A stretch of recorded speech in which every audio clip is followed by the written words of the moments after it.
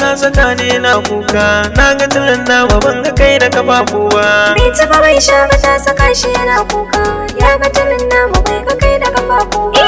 Bai taba bai sha ba ta saka shi yana kuka ya ga tunan nawa bai ga kai da kafafu ba.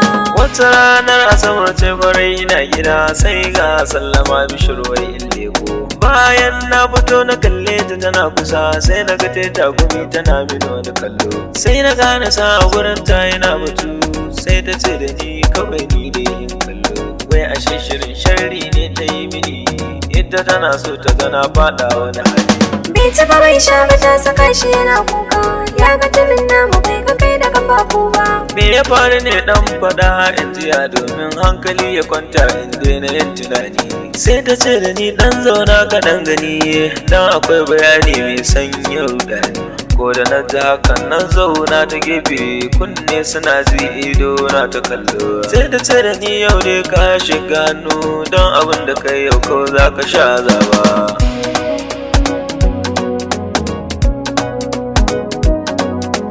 To ashe zancen nan yana da girma to akwai bayani bakin ta ba kaɗan ba. Ta shirya sharri sosai ba kaɗan ba burin ta zo domin sha gaba. Kura da shan bugu kwarai sosai gari da jin daɗi abin bayo ba.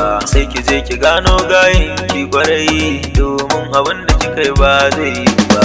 Bai taba bai sha ba ta saka shi yana kuka ya ga tunan namu bai ga kai da kafafu ba.